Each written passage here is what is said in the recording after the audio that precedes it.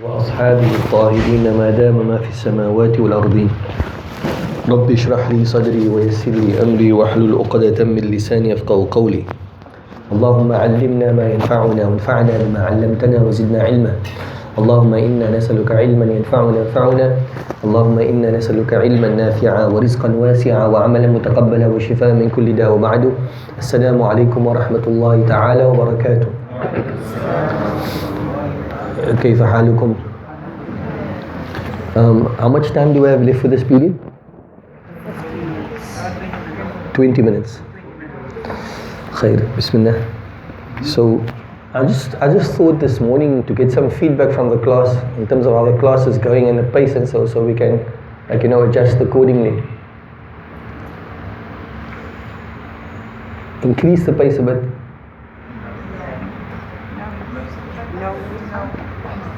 I can tell you that definitely the administration feels that we can increase the pace a bit. Go a bit slower. Not slower. The pace is okay.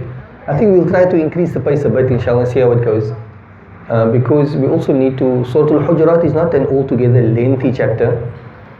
It covers 1, 2, 3, 4 sides.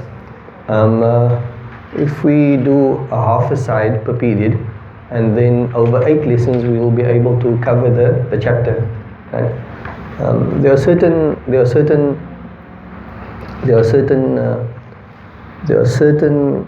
verses perhaps that we'll deliberate a bit more on, but otherwise we'll try to maintain a healthy quota of half a page, inshallah, per lesson. Bismillah subhanahu wa ta'ala.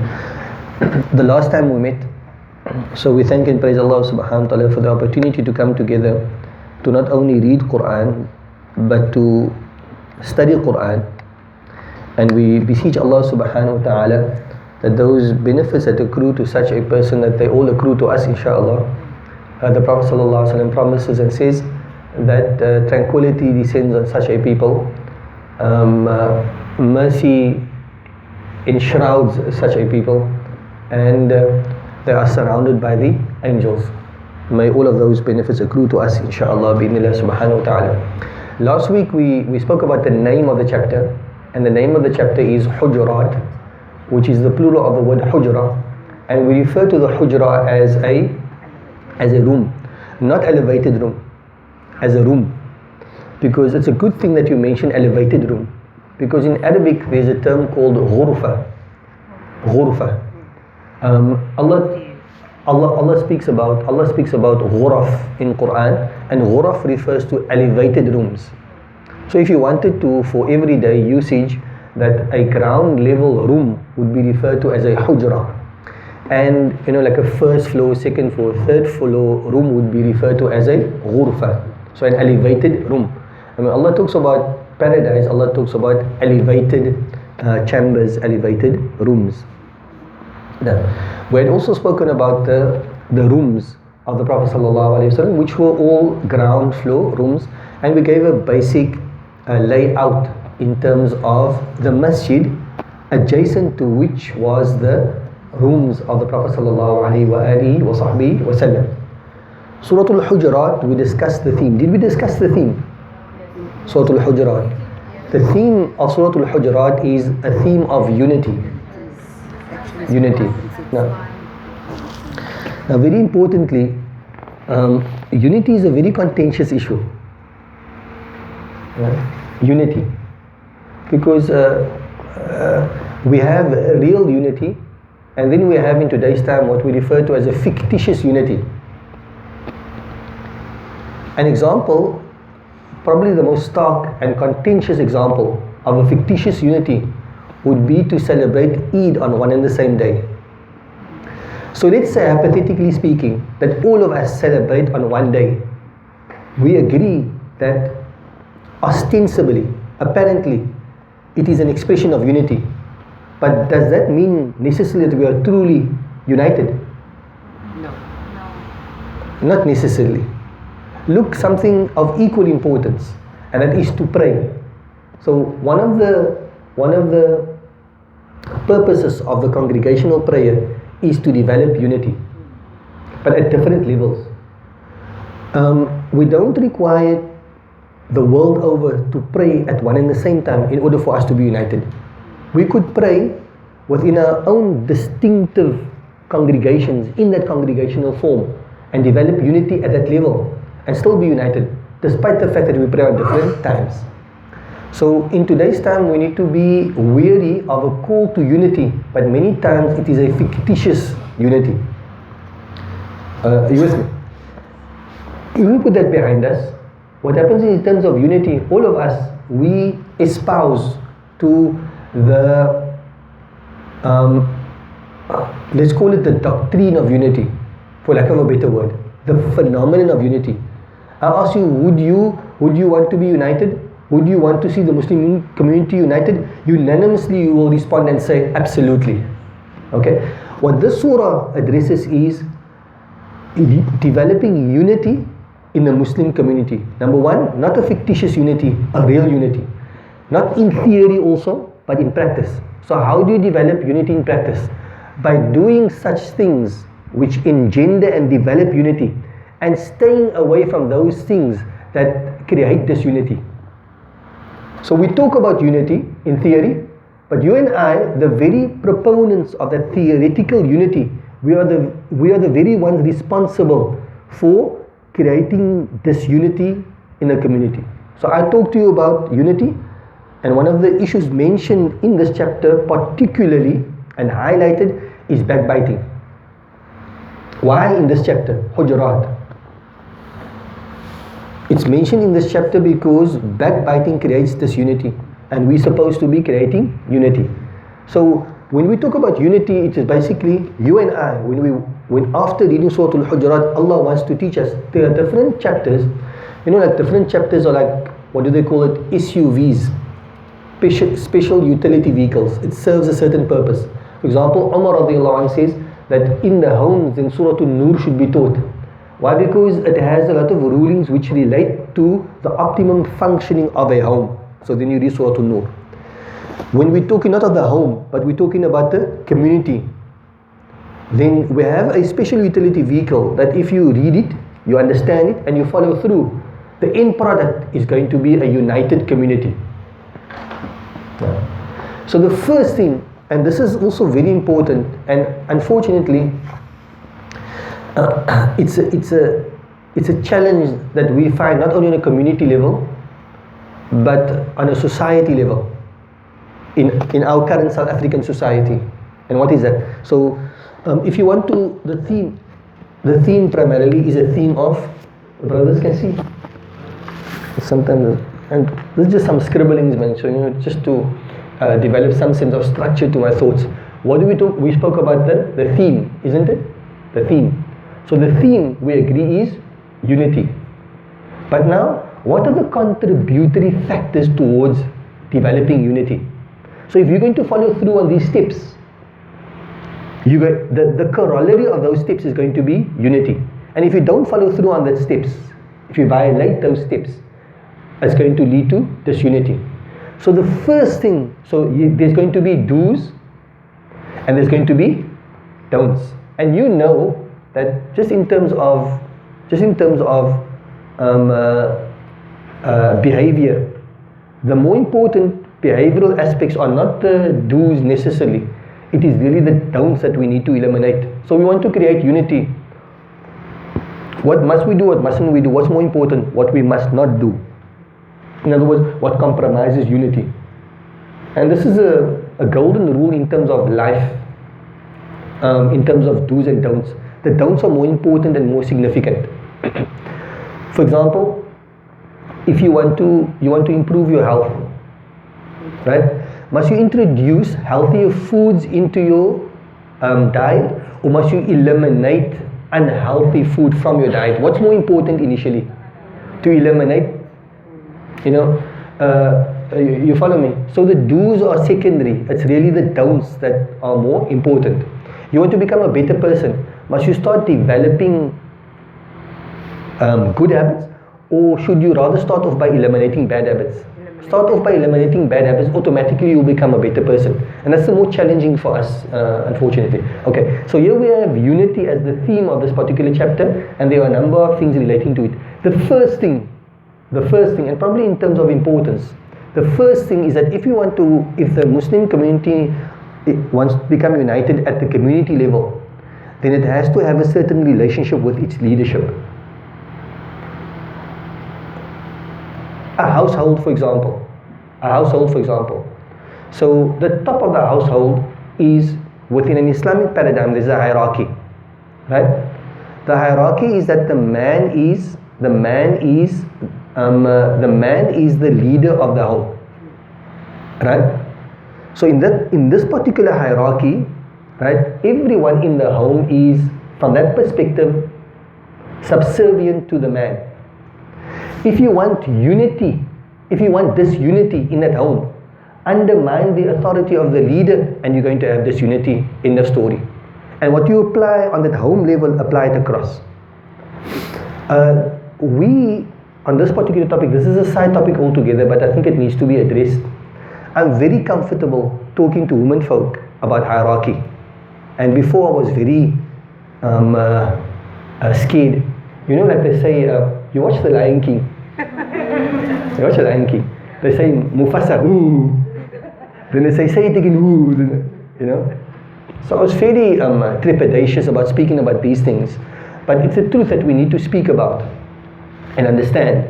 In terms of, within an Islamic paradigm, there's a hierarchy for a particular reason. Are you with me?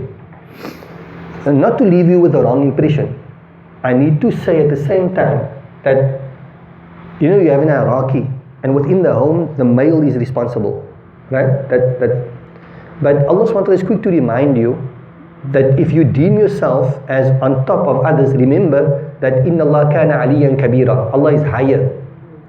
And in terms of hierarchy, that the highest station is occupied by Allah subhanahu wa ta'ala. So others may be responsible to you, but you're responsible to Allah subhanahu wa ta'ala. But this whole discussion is a side discussion. It's an important space for us to speak about and to discuss, because this is a great challenge in modern society. Great challenge in modern society. There's a beautiful clip that I listened to very recently of Timothy Winters. He's a revert to Islam. He's now known as Sheikh Abdul Hakim Murad. He's at Cambridge University out in London. He's one of the foremost Islamic thinkers in the Western world. And he talks about the challenge in terms of us as male folk not identifying who we are, and women folk on the other hand also not identifying whom they are. And he says Islam is the only religion. It doesn't give you an exhaustive list, but Allah tells you clearly, لَيْسَ الذَّكَرُ كَالْأُنْثَى, that the male is not like a female. And they give you like certain checklists, man. What makes you a female and what makes you a male? You know what I'm saying? It's not like, we can be the same in many instances. Like I can cook as well as you can cook. I mean, that's not like an outstanding thing that makes you male or female. But there are certain things, for example, like modesty, that should be a more prevalent quality within women folk. It must be in both, but more prevalent. In terms of nakedness. So in other words, we have in our code of law certain distinguishing factors that distinguishes a male from female. You can be the same in certain ways, but there's certain ways that you can't be the same. Those are struggles that we're struggling with. And part of the blame should be at the door of male folk. Or if you wanted to flip it around, you can blame the females. But a lot of the blame lies with men folk, because men folk no longer understand what it actually means to be a male. And when you don't fulfill the role that you're supposed to be fulfilling within the home, then what happens is, other people will assume the role. You follow? I'll give you a simple example. When your daughter needs to get married, when you stand on the day of judgment in front of Allah, Allah's not going to ask your wife, Allah's going to ask you. That's your responsibility. You're the guardian male. You're supposed to ensure that you assist your daughter in making the right decision to find a suitable spouse. So now when you don't assume the responsibility, what do you say? You shirk that responsibility by passing, you give the responsibility to your wife, or you give it to your daughter. No, you guys find somebody. So you understand, when you shirk a role that you're actually supposed to play, what disorder it leads to. And this, in some households, the husband, because intuitively he knows that this is a scoundrel. But the daughter also knows it's a scoundrel, and the wife knows it's a scoundrel, but they preoccupied with the fact, if I'm not going to get married to this scoundrel, and then I'm going to be sitting on the shelf for the rest of my life. That's your emotion talking. That's not a responsible decision to make. You understand? So this idea of understanding the Islamic framework for us as human beings, what's happening now? What's happening now is that, leave alone, what's happening now. Hey, I didn't want to talk about this, man. See, that's a problem with outlaws. But it's all the class, it's all the classes. The problem is in all the classes. So which means the problem is with me. This type of thing happens. Okay. So what happened was, just warn me when Khalil comes, they will change the topic to Sabrini. when he comes, then we say, Inna Allah Sami'un Basir. Allah is all hearing, Allah is all seeing. We just finished the film. But you see, I tried that with some of the students, no, but the students, they, with all due respect, they do me in, man. They say, they agree with me one thing in class, but behind my back with administration, they do something else. That's why I don't trust them anymore. I'm just joking. So this is a very important phenomenon. And actually what you find, there's a conscious, in what I've listened to our scholars, and for, films, we spoke about The Lion King now. What's the most important thing about the film? Writing the script. Writing the script. No, writing the script. So do we have any Star Wars fans here?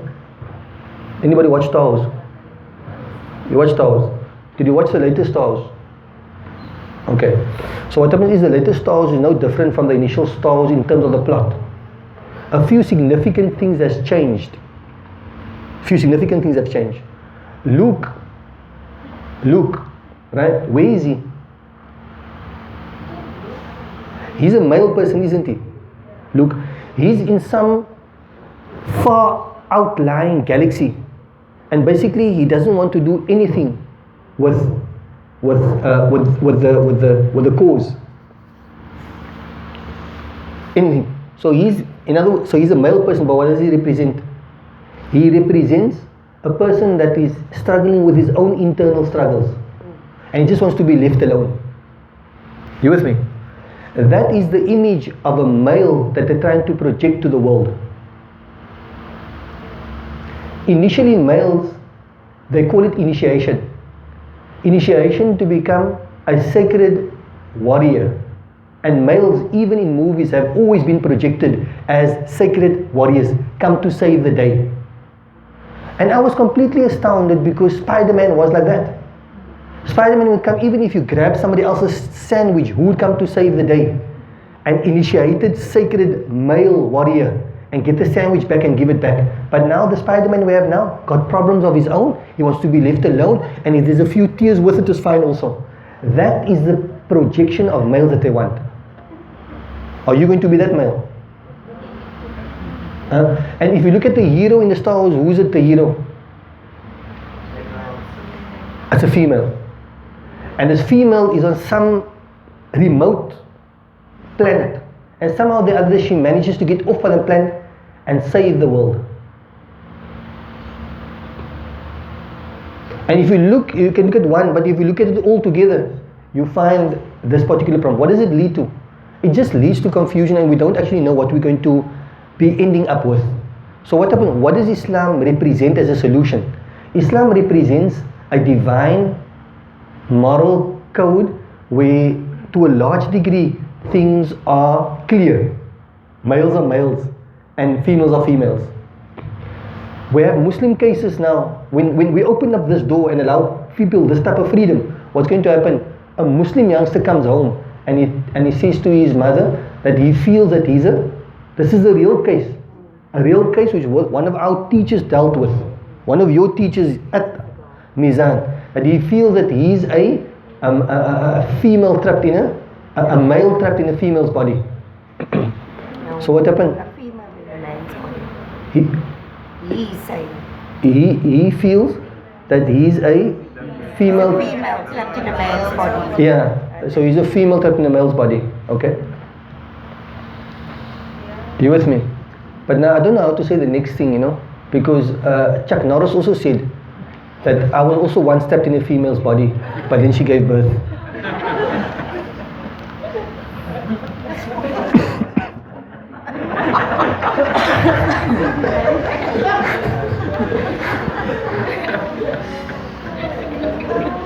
You understand this? Very important, and this is you can't refer to people in a binary way. Like for example, currently at UCT, you can't say, can the ladies please move that way or the males move that way. It has a you're going to be sitting with a problem, right? So that's why it's important for us to understand these phenomena, inshallah. And that brings our period to an end, inshallah. We'll see you next week, inshallah. Jazakallah khair. Assalamu alaikum wa barakatuh.